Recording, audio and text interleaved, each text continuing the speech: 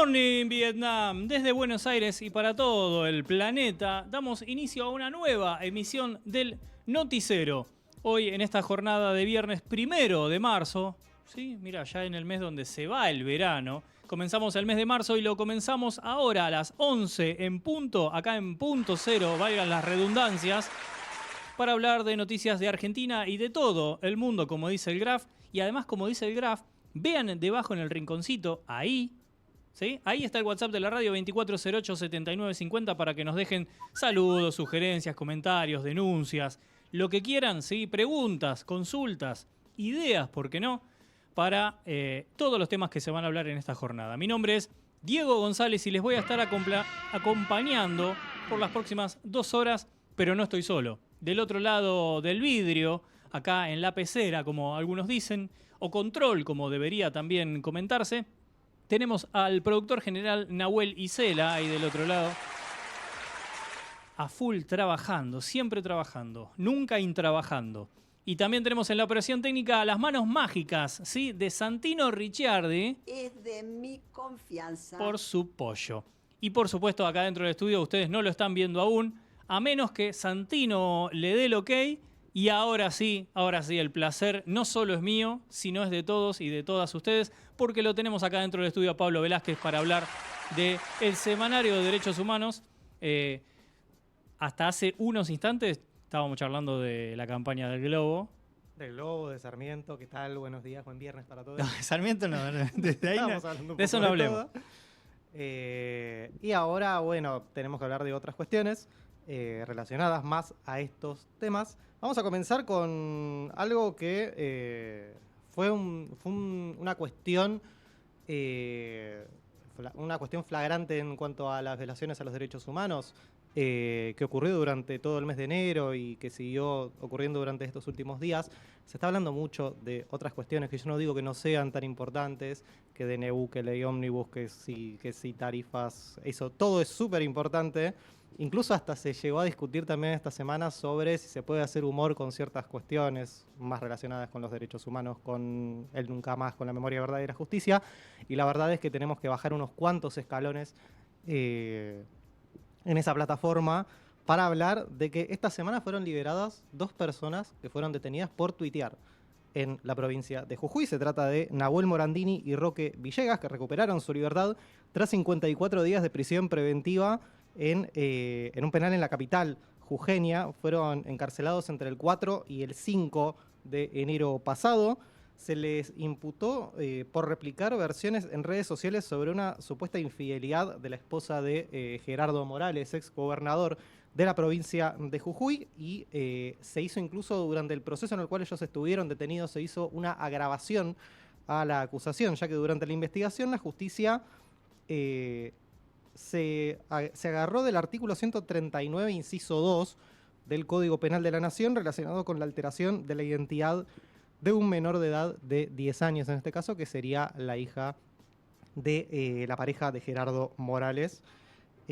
Al ser liberados, bueno, Morandini y Villegas fueron recibidos por familiares, activistas de derechos humanos. Hubo emotivos abrazos, una recepción, hubo palabras después de más de 8 horas de espera, también porque incluso la justicia jujeña demoró en dar curso a la orden de liberación que había sido ya emitida en horas de la mañana de este día lunes, que fue el día de la liberación. Sobre las condiciones de detención, bueno, tenemos que hablar de cuestiones que ya son bastante graves y que realmente no sorprenden tanto si pensamos que vienen de una provincia en la cual desde hace por lo menos 8 años las violaciones a los derechos humanos son una cuestión sistemática, cotidiana y de todos los días. Estuvieron en una celda de castigo en la unidad penal número 2 de máxima seguridad, en el penal Gorriti, conocida como el chancho o celda de castigo,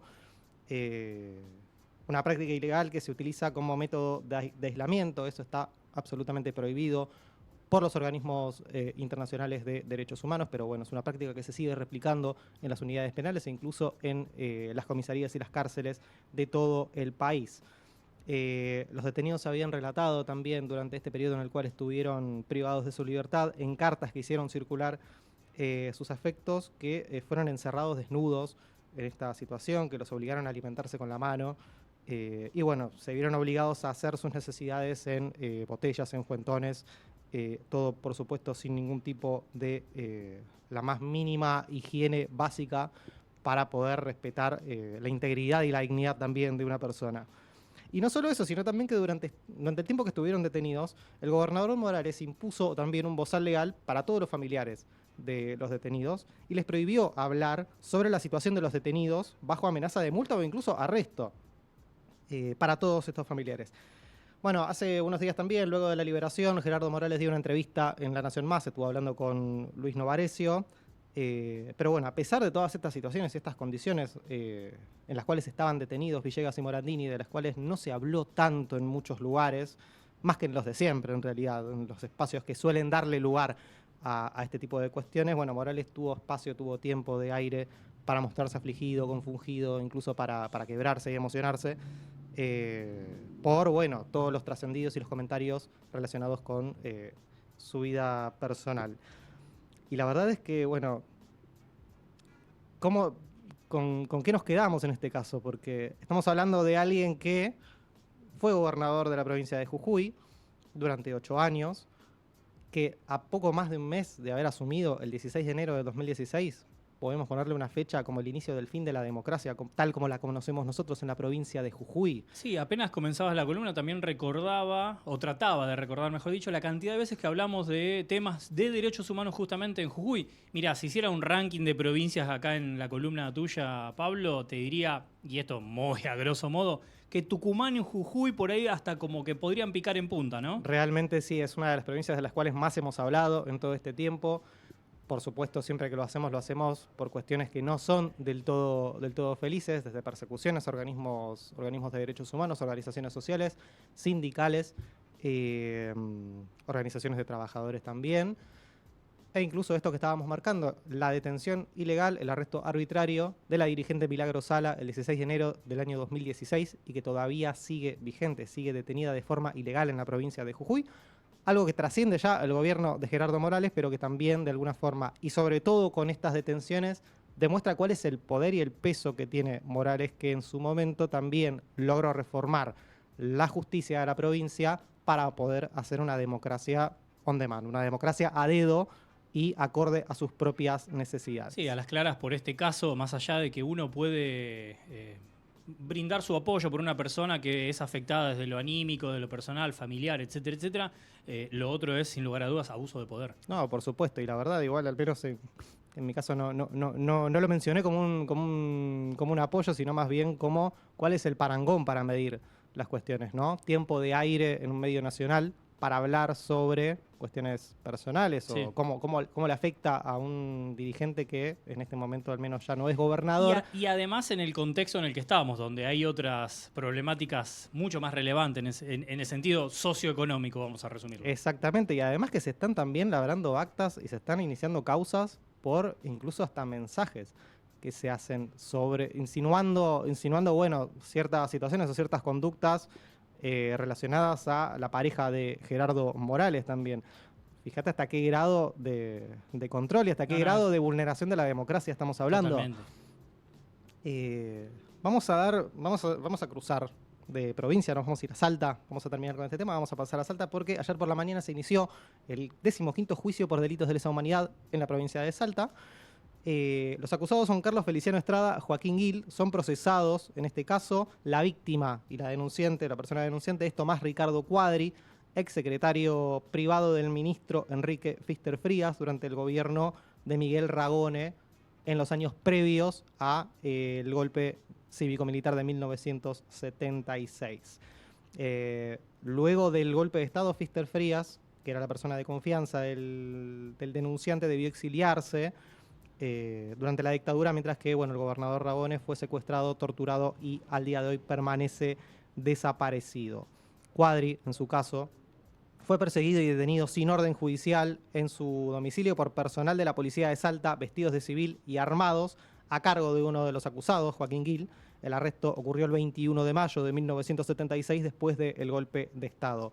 Cuadri fue sometido a torturas, incluyendo el uso de la picana eléctrica y también castigos corporales, durante 26 días que duró esta detención ilegal. Y el 8 de septiembre de ese mismo año volvió a ser detenido nuevamente sin orden judicial tras el allanamiento de su domicilio y fue llevado a un descampado donde fue sometido a un simulacro de fusilamiento y luego trasladado a la central de policía de Salta, donde permaneció otros 68 días y fue torturado para obtener información sobre el paradero de justamente el ministro Fister Frías, para ser finalmente liberado en noviembre del 76.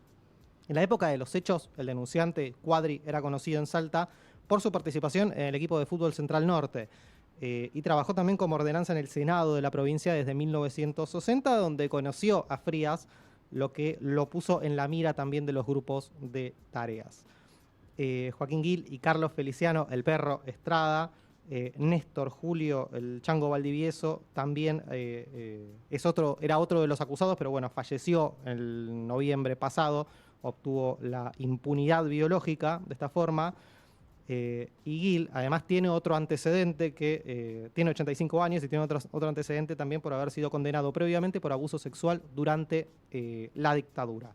Los exfuncionarios policiales están imputados por allanamiento ilegal, privación ilegítima de la libertad y aplicación de tormentos. Mientras tanto, Tomás Cuadri, de 82 años, declaró en la etapa de instrucción de la causa que obra en el Tribunal Oral Federal número 1 de Salta, integrado por Mario Marcelo Juárez Almaraz, Marta Liliana Snopek y Santiago Federico Díaz. El fiscal general es Carlos Amad, con el auxiliar Juan Manuel Sibila. Así que en las próximas semanas seguramente vamos a tener novedades sobre este juicio de lesa humanidad, que es todo un acontecimiento, igual también en el contexto en el cual estamos viviendo. Lamentablemente a contracorriente de los tiempos que estamos viendo. El año pasado por ahí lo notificabas, lo comentabas. Este año ya hasta hay que darle valor. Mirá los pasos para atrás que estamos dando. Exactamente, incluso hay varios juicios también que tenían fecha de inicio cerca de fin de año pasado y fueron postergados sin un motivo aparente, pero fueron postergados en muchos casos para que comiencen a partir del mes de mayo y del mes de junio de este año también. Vamos a cambiar también la nota, vamos a volver desde los tiempos de la dictadura hasta un poco más el presente y vamos a hablar de que se hizo un pedido formal para reabrir la investigación por la desaparición y muerte de Santiago Maldonado. Vamos a poner en contexto, hace 7 meses el juez Gustavo Geral dictó el sobreseimiento de los gendarmes investigados en la muerte violenta de Santiago en agosto de 2017. La Fiscalía, la familia Maldonado y organizaciones de derechos humanos solicitaron el apartamiento de Geral de la causa y la reapertura de la investigación del operativo que llevó al acontecimiento, a la desaparición durante varios días y finalmente el hallazgo del cuerpo sin vida de Santiago. La solicitud se presentó ante la Cámara Federal de Comodoro Rivadavia durante una audiencia de apelación. En la misma, Sergio Maldonado, el hermano de Santiago, expresó que la víctima es su hermano y la familia, que lleva 6 años y medio buscando justicia.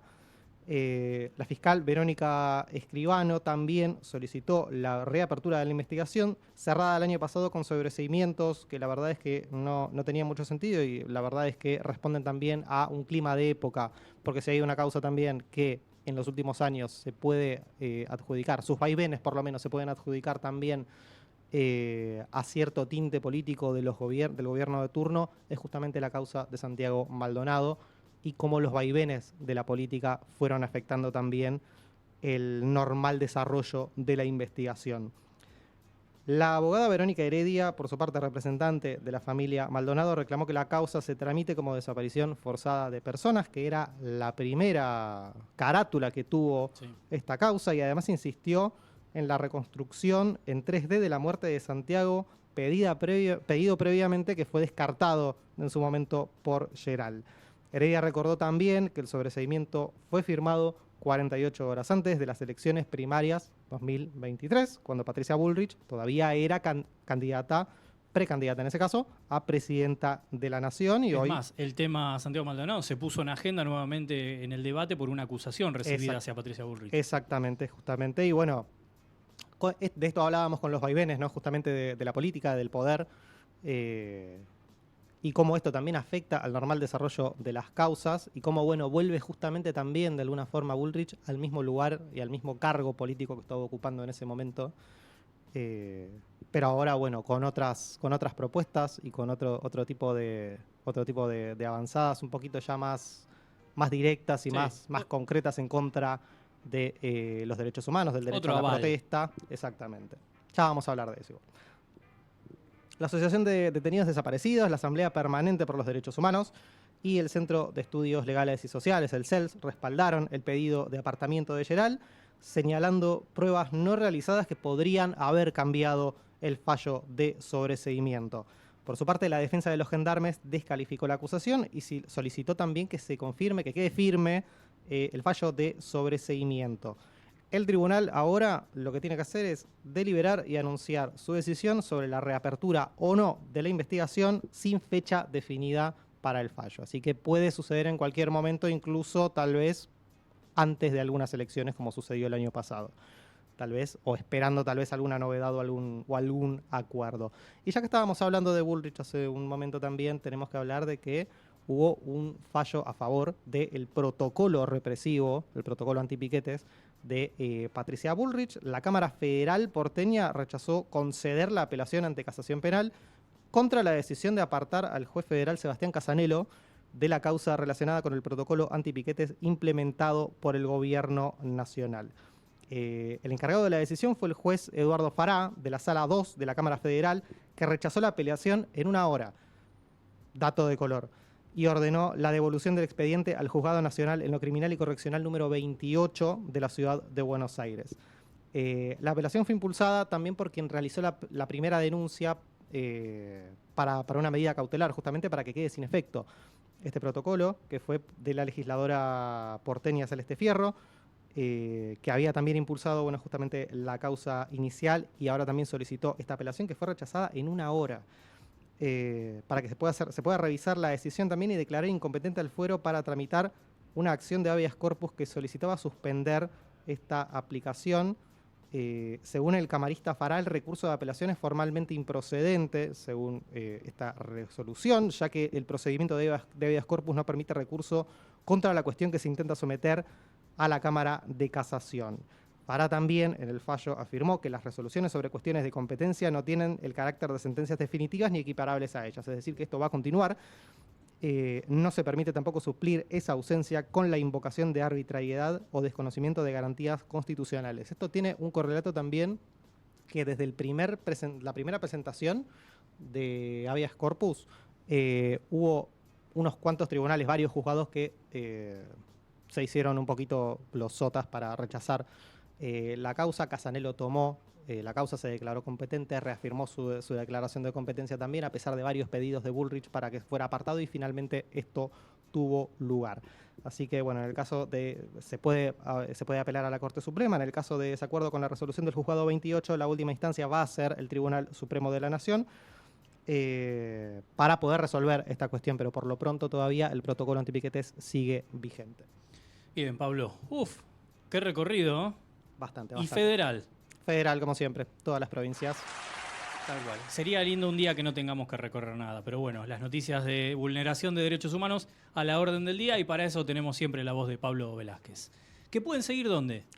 @phb_ok. Ahora en marzo va a volver, después de unas vacaciones no previstas, ahora en marzo volvemos con Fin de un Mundo, newsletters sobre... Bueno, un descanso te mereces un poquito también. Sí, pasaron tantas cosas aparte. Derechos humanos, violencia estatal, temáticas de hábitat y ambiente también, para poder hacer un seguimiento un poco más cotidiano de estas cuestiones, y si no, bueno, en Twitter e Instagram, @phb_ok. Bien.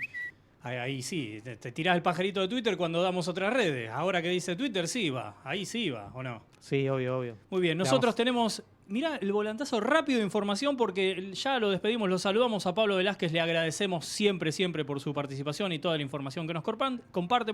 Y del otro lado ya tenemos en comunicación a Mariano Unamuno, secretario de la Coordinación de Interior de la Unión del Personal Civil de la Nación, la UPCN, y trabajador de la Agencia Nacional de Discapacidad. Y a propósito justamente de este último tema, le abrimos el micrófono para que nos cuente justo las denuncias acerca de los despidos y cómo peligra tal vez la Agencia Nacional de Discapacidad, ni más ni menos. Así que, Mariano, mi nombre es Diego González y el micrófono del noticiero es todo tuyo para que nos cuentes justamente estas últimas novedades del tema. Hola, ¿qué tal, Diego? Para vos y bueno, buen día para toda la audiencia. Bueno, básicamente para hacer un repaso muy muy sucinto, el tema concreto es que en la Agencia Nacional de Discapacidad se produjeron aproximadamente 160 despidos, totalmente arbitrarios, totalmente injustificados, no tiene ninguna razón de ser más allá de haber cortado, no se sabe, no, si alguno pregunta cuál fue el criterio, no hay ningún criterio, porque hay gente de muchísimos años de antigüedad, algunos estado con posibilidades de tener jubilación, pero bueno, no se le ha permitido el tiempo tampoco de hacer el trámite de jubilación, por lo cual se lo despidió a partir de ayer. Y por supuesto, como son contratados, no tenés que empezar a hacer el trámite jubilatorio, pero en estos meses, hasta que te salga la jubilación, no van a cobrar. Aproximadamente de esos contratos tenemos 16 con certificados, personas con discapacidad. Lo que se llama el certificado es el CUD, el certificado único es el acrónimo del certificado único de discapacidad, Sí. y tenemos a una embarazada. Ahí lo que nosotros, a partir de esto, porque esto nace en realidad ya la semana anterior, en donde se producen aproximadamente 30 despidos, y bueno, y esta semana se incrementa. Nosotros ya la semana pasada habíamos empezado una acción gremial en la cual, bueno, visibilizar la problemática de lo que estaba sucediendo, que se estaban produciendo despidos y a su vez, por supuesto, reclamando para el cese de esta actitud, y a su vez lo que estábamos haciendo también es plantearle, bueno, que nosotros queríamos tener un canal de diálogo y demás con el director. No hubo comunicación, no hubo transmisión, y a su vez aparecieron 130 despidos más. Esto más o menos es la cronología de los hechos. A partir de eso, es decir, no a partir de eso, a partir de los primeros despidos, nosotros empezamos a hacer una tarea. Bueno, y ayer hicimos lo que se llama, lo que le denominamos un ruidazo. Hicimos una gran manifestación en el playón principal, en la sede principal, que es en Dragones y Mendoza, que es la sede principal de la Agencia Nacional de Discapacidad, sí, donde está la dirección general. Y bueno, y por supuesto que no fuimos atendidos y demás, y por supuesto que también nosotros, como si esta es la tesitura y seguir marcando este tipo de política en contra de los trabajadores, nosotros tenemos nuestra forma de actuar es, por supuesto, recurrir a las armas que tenemos para por lo menos tratar de impedir, y si no, visibilizar hacia la opinión pública, hacia nuestros compañeros trabajadores, que nosotros le vamos a oponer toda la resistencia posible. Esto, Pablo, una cosa te quería decir. Quiero representarte algo. Cuando hablan del ajuste, hablan de las castas políticas y de los curros y esto y lo otro. El presupuesto en personal de la Agencia Nacional de Discapacidad, de todo su presupuesto, es el 0,8%. Es decir, que si nos echaran a todos, los trabajadores se ahorrarían el 0,8% del presupuesto total de la Agencia Nacional. Imagínate cuál es el curro y el gasto, como dicen ellos, el gasto de la Agencia Nacional en personal. Esto te estoy hablando, estos son gente de planta permanente, contratados monotributistas, horas extras, todo eso representa el 0,8% del presupuesto. Bueno, si esta es la política para cortar con los curros, el 0,8% del presupuesto, bueno, es una vergüenza, es insostenible, es arbitrario, mira, no quiero adjetivar más, porque la verdad que es una gran vergüenza.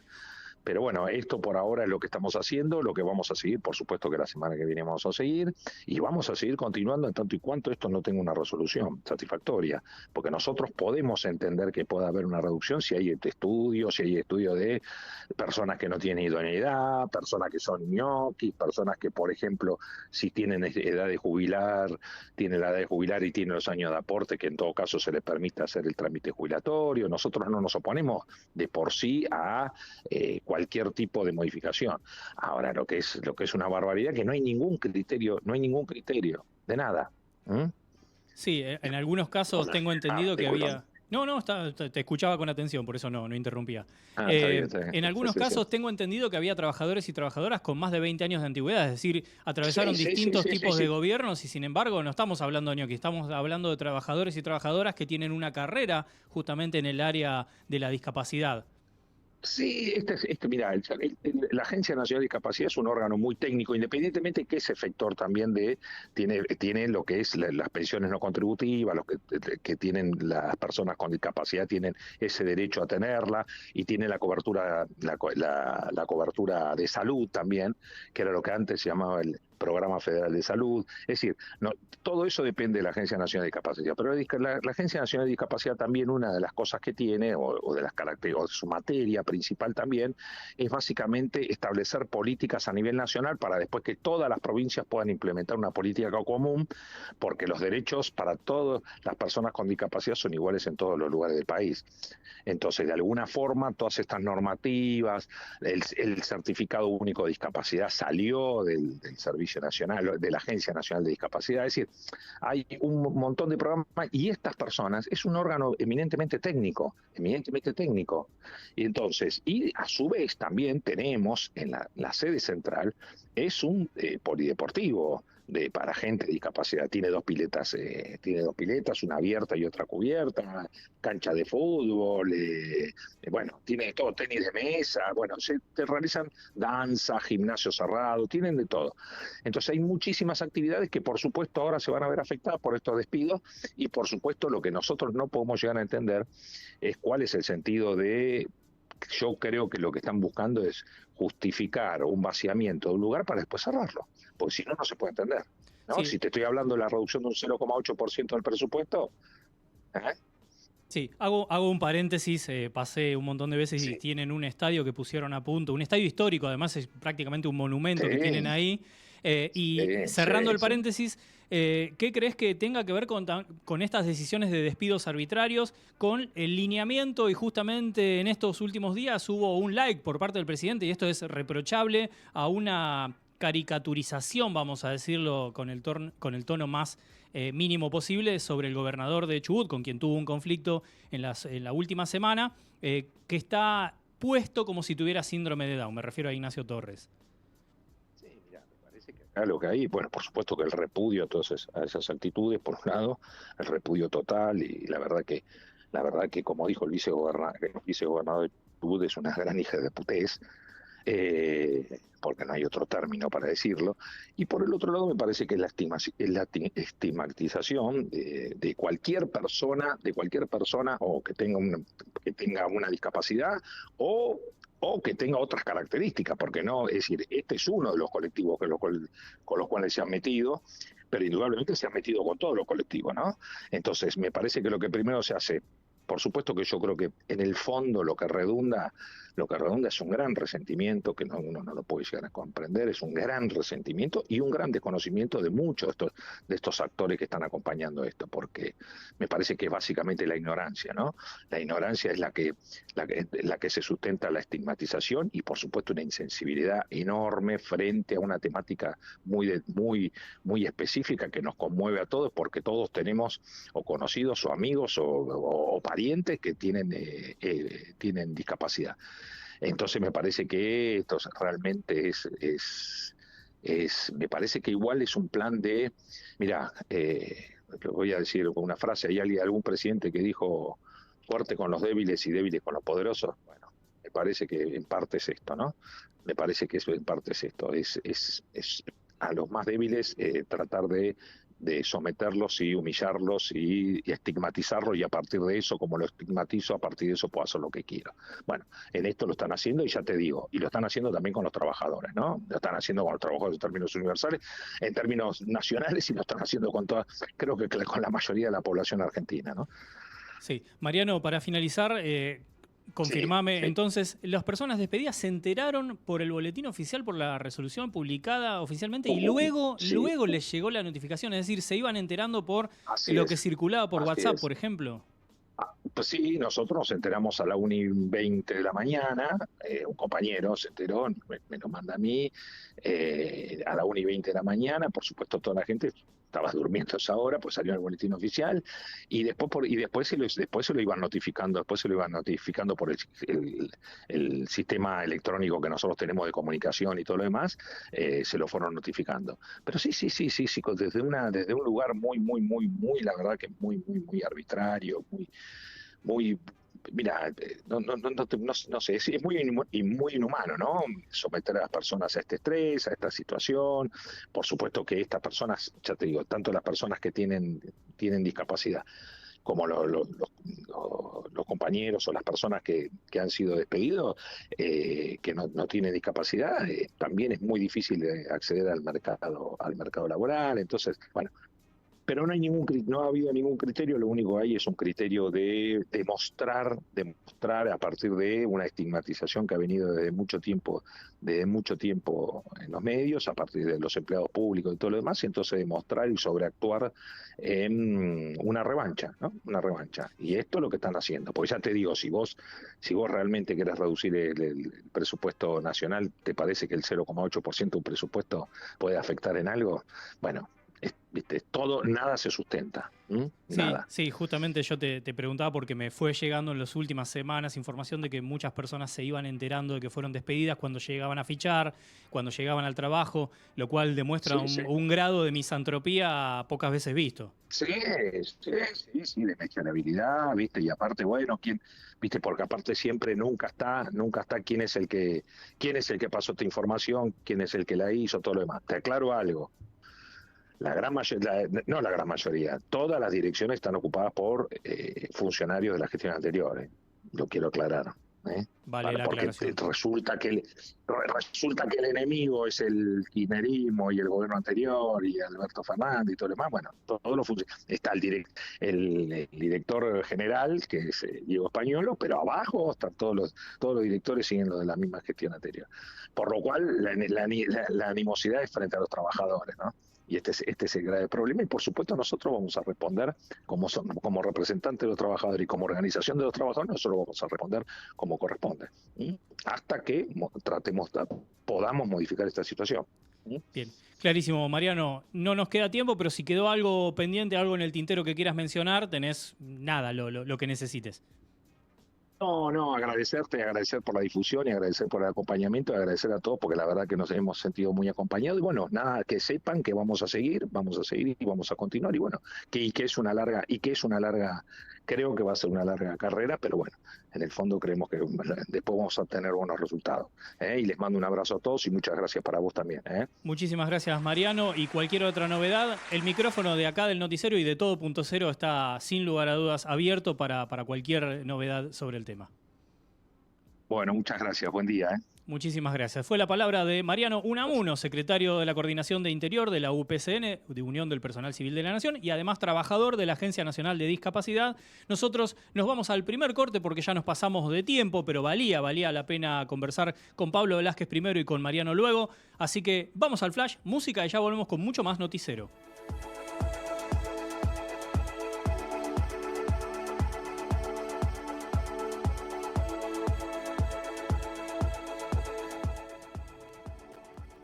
Noche de apertura.